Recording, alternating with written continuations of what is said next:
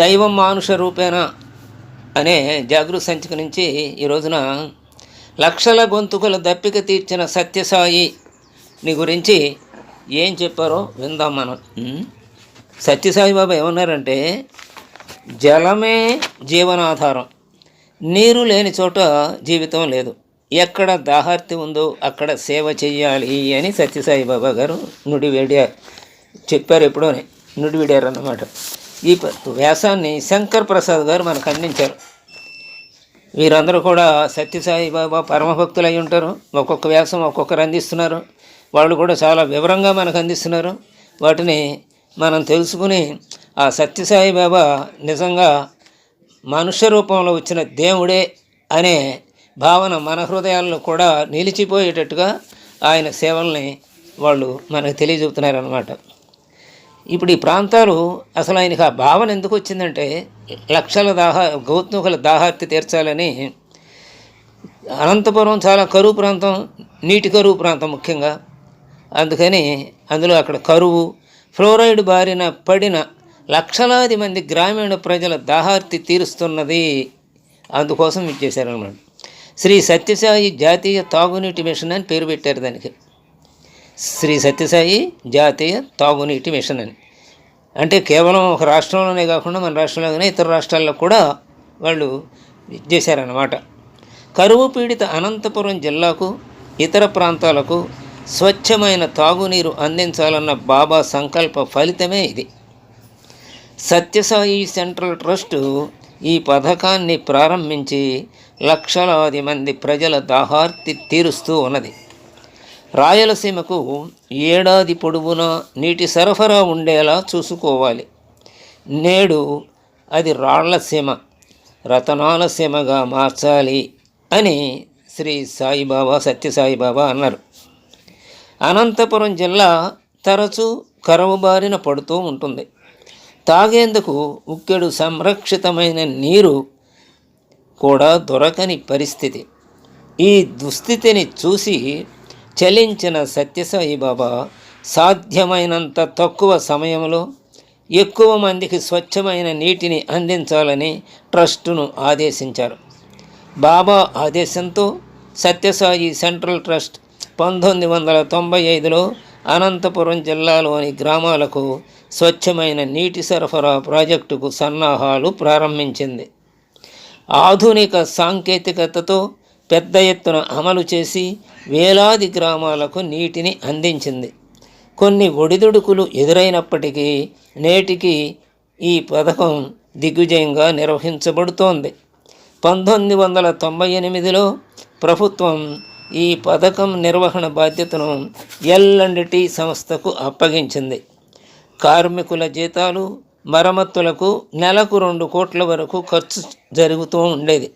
రాష్ట్ర ప్రభుత్వం సకాలంలో బిల్లులు చెల్లించడం లేదనే కారణంతో ఈ పథకం నిర్వహణ నుంచి గత ఏడాది జూన్లో ఆ సంస్థ తప్పుకుంది. అప్పటి నుంచి సత్యసాయి తాగునీటి పథకం బోర్డు అధికారులు పర్యవేక్షిస్తున్నారు దీనిని. దైనందిన అవసరాల కోసం నీళ్లు తెచ్చుకునేందుకు గతంలో ప్రజలు భరించలేని వేడిలో చాలా దూరం నడవవలసి వచ్చేది. జీవితకాలంలో ఎక్కువ సమయం ఆ పనికే సరిపోయేది. ఈ పరిస్థితిని నివారించి జనాభాకు తాగునీటిని అందించడానికి ప్రధాన మౌలిక సదుపాయాల ప్రాజెక్టుల నిర్మాణానికి సత్యసాయి పూనుకున్నారు. ఆంధ్రప్రదేశ్లోని కొన్ని ప్రాంతాల్లో పొడి వాతావరణం ఉంటుంది. చాలా జిల్లాలలో తాగునీటి కొరత తీవ్రంగా ఉంటుంది. ఇక అనంతపురం జిల్లా రాష్ట్రంలోని అత్యంత కరువు వెనుకబడిన జిల్లాల్లో ఒకటి.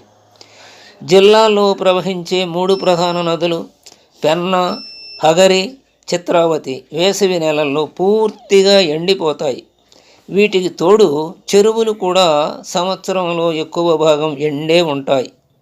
భూగర్భ జలాలు పాతాళానికి చేరుకుంటాయి. అందుబాటులో ఉన్న భూగర్భ జలాల్లో కూడా ఉప్పు నీరు, ఫ్లోరైడు ఎక్కువ. అధిక ఫ్లోరైడు ఫ్లోరోసిస్కు కారణమవుతుంది. ఇది ఎముకలు, దంత వైకల్యాలకు దారితీస్తుంది. ఏమైనా అనంతపురం ప్రజలు దశాబ్దాలుగా తాగునీటికి ఇబ్బంది పడుతున్నారు. మొదటి దశలో అనంతపురం జిల్లాలో వీలైనంత ఎక్కువ మందికి ఏడాది పొడవునా సురక్షితమైన తాగునీటిని అందుబాటులో ఉన్న ఆనకట్టలు, కాలువలు, నదీ తీరాల నుండి కుళాయిల ద్వారా అందించాలని నిర్ణయించారు. జలాశయాలు, బూస్టర్ పంపులు, పైపుల విస్తృత నెట్వర్క్ ద్వారా అందించారు. మొదటి దశలో లబ్ధి పొందని ప్రజలకు సేవ చేయడానికి 2013-2015లో ఎస్డీజీల ప్రారంభానికి ట్రస్టు రెండో దశను ప్రారంభించింది.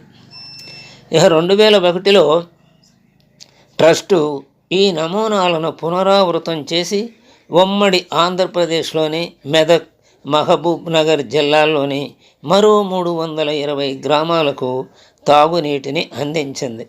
2007 నుంచి పశ్చిమ, తూర్పు గోదావరి జిల్లాలలో లక్షల మందికి సేవలు అందిస్తున్నది. ప్రాజెక్టులను ట్రస్టు రూపొందించి అమలు చేసింది. భూమి, సాంకేతిక నైపుణ్యాన్ని రాష్ట్ర ప్రభుత్వం ఉచితంగా అందించింది. ఆనకట్టలు, కాలువలు, నదీ పడకల నుండి అందుబాటులో ఉన్న చోట నదీ జలాలను శుభ్రం చేసి ఆపై నిల్వ జలాశయాలు, బూస్టర్ పంపులు, పైపుల విస్తృత నెట్వర్క్ ద్వారా నీటిని అందించడం ఈ పథకంలో ప్రధాన వ్యూహం. ఇప్పటికే ఉన్న నీటిపారుదల ఆనకట్ట నుండి నీటిని తీసుకొని పైపు లైన్ల ద్వారా గ్రామాలకు పంపిణీ చేస్తున్నారు. ఈ ప్రాజెక్టు కోసం పెన్నా, అహోబిలం బ్యాలెన్సింగ్ రిజర్వాయర్ నుండి నీటిని శుద్ధి చేయడానికి ఇసుక వడపోత వ్యవస్థకు పంపుతున్నారు. అక్కడి నుండి కళ్యాణదుర్గం, ఆత్మకూరు, ఉదిరిపి కొండలలోని దాదాపు 93 గ్రామాలకు నీరు సరఫరా చేస్తున్నారు. కొన్ని ప్రాంతాలలో భూగర్భ ప్రవాహాల నుండి నీటిని తోడటానికి ఇన్ఫిల్ట్రేషన్ బావులను నదీ గర్భాలలో తవ్వారు. ఈ బావుల నుండి ఏడాది పొడవునా భూగర్భ నీటిని తీసుకొని ఒక సేకరణ బావికి అందిస్తారు. అక్కడ నుండి పంపు వ్యవస్థ ద్వారా అనేక ప్రదేశాలకు ఈ నీటిని పంపిణీ చేస్తున్నారు.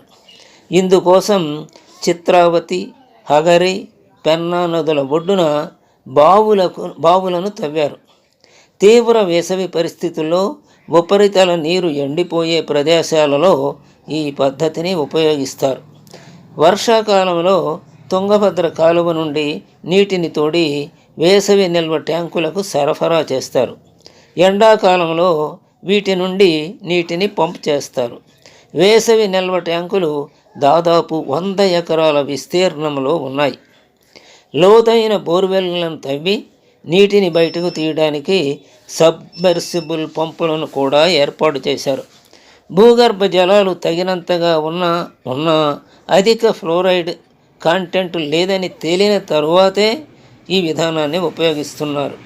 అంటే ఫ్లోరైడ్ ఉంటే ఆ నీటిని వాడలేదు, అది లేని చోటే ఎక్కడ మంచినీరు ఉందో చూసి ఈ పథకం అమలు చేస్తున్నారన్నమాట. ఈ ప్రాజెక్టు మొదటి దశను నవంబర్ 18, 1995న అప్పటి ప్రధాని పివి నరసింహారావు ప్రశాంతి నిలయంలోని పూర్ణచంద్ర ఆడిటోరియంలో జరిగిన ఒక కార్యక్రమంలో ప్రారంభించారు. వివిధ సంస్థల నుండి అంకిత భావంతో కూడిన కార్మికుల బృందం మాత్రమే కాకుండా ఈ దైవిక ప్రాజెక్టును విజయవంతం చేయడానికి తమ వంతు కృషి చేసిన వేలాది మంది కారణంగా 18 నెలల రికార్డు సమయంలో ఇది పూర్తయింది. ఈ ప్రాజెక్టు రెండో దశ గురించి ఏం చెప్పారో విందాం. అనంతపురం జిల్లాలోని బుక్కపట్నం, కొత్త చెరువు, పుట్టపర్తి మండలాల్లో భూగర్భ జలాలు బాగా తగ్గిపోయాయి. బోరుబావుల సాధారణ లోతు 600 అడుగులు కంటే ఎక్కువే. అంటే భూమి తవ్వుతూ వెళితే మనకైతే ఇక్కడ మా ప్రాంతంలో అయితే 20 అడుగుల్లో నీరు పడుతుంది. అదే మచిలీపట్నంలో అయితే వానాకాలంలో అయితే మనం 6 అడుగుల్లోనే 7 అడుగుల్లోనే నీరు కనపడుతుంది అక్కడ తవ్వితే భూమి. అలాంటిది అక్కడ 600 అడుగుల లోతుకి వెళితే కానీ నీరు దొరకదన్నమాట.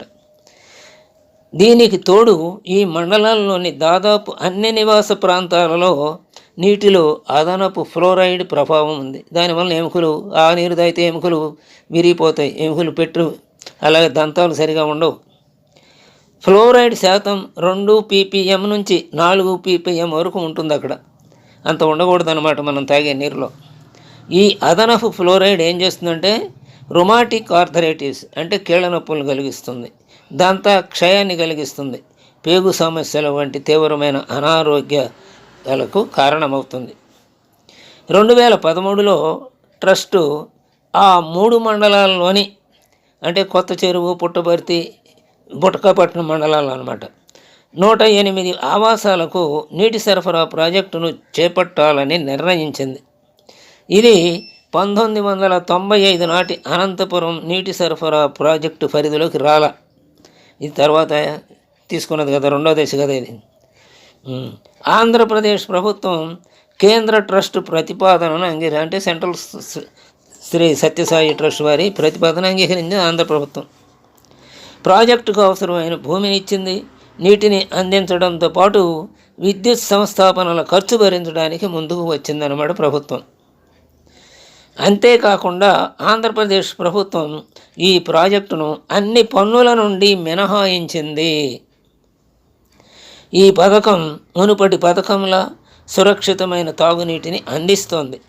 ఈ ప్రాజెక్టుకు పెద్దకోట్ల వద్ద ఉన్న చిత్రావతి బ్యాలెన్సింగ్ రిజర్వాయర్ నుండి నీటిని తరలిస్తున్నారు.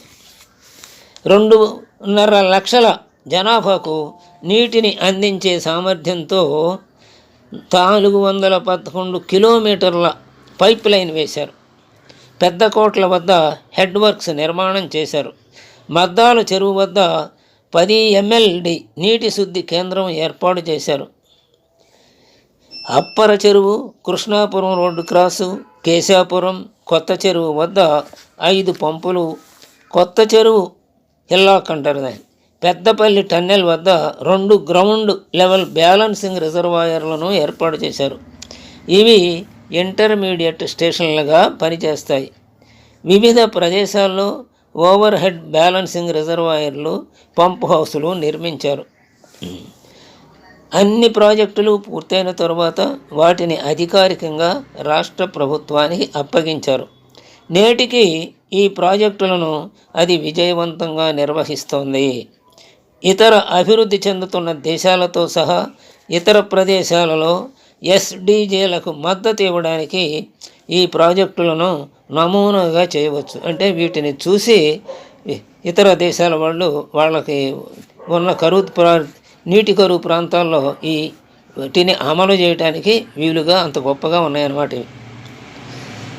ఇందులో వివిధ వ్యాసాలు కలిగిన దాదాపు 2000 కిలోమీటర్ల పైప్ లైన్ ఉపయోగించారు. అంటే 3 అంగుళాలు, 4 అంగుళాలు, 5 అంగుళాలు, 6 అంగుళాలు, 8, 10, 15 అంగుళాల పైపులు అనమాట. రకరకాల సైజులు అలా వాడారు. 2000 కిలోమీటర్ల పొడవు గల పైపులు వాడారు. 1,00,000 నుండి 25 లక్షల లీటర్ల సామర్థ్యం కలిగిన 43 సంస్ను నిర్మించారు. సంస్ అంటే నీళ్లు నిల్వ వేసుకునే ట్యాంకులు అనమాట. భూమి తవ్వి అందులోకి చేస్తారు. 3 లక్షల లీటర్ల నుండి 10 లక్షల లీటర్ల వరకు సామర్థ్యం కలిగిన 18 బ్యాలెన్సింగ్ రిజర్వాయర్లు కొండల పైభాగంలో నిర్మించారు. అంటే తేలిగ్గా నీరు కిందకి రావటం కోసం కొండల పైన బ్యాలెన్సింగ్ రిజర్వాయర్లు ఏర్పాటు చేశారు. అది ఒకటి 3 లక్షల నుంచి 10 లక్షల లీటర్లు నీళ్లు పడతాయి. ఇక 270 ఓవర్ హెడ్ రిజర్వాయర్లు నిర్మించారు. ఇలాంటి ఎంతో సాంకేతిక సహకారంతో ఈ పథకం నడుస్తోంది. ఈ ప్రాజెక్టుకు భారత ప్రభుత్వం నుండి చాలా ప్రశంసలు లభించాయి. ఈ ప్రాజెక్టును ప్రశంసిస్తూ ట్రస్టుకు రాసిన 9 పంచవర్ష ప్రణాళిక పత్రం వాల్యూమ్ 2లో ఏమన్నారంటే, పుట్టపర్తికి చెందిన శ్రీ సత్యసాయి ట్రస్ట్ ఏ రాష్ట్ర బడ్జెట్ మద్దతు లేకుండా సొంతంగా అమలు చేయడంలో ప్రైవేటు చొరవకు అసమానమైన ఉదాహరణగా నిలిచింది అని ప్రభుత్వం ప్రశంసించిందన్నమాట. గట్టి అధికార పత్రం ద్వారా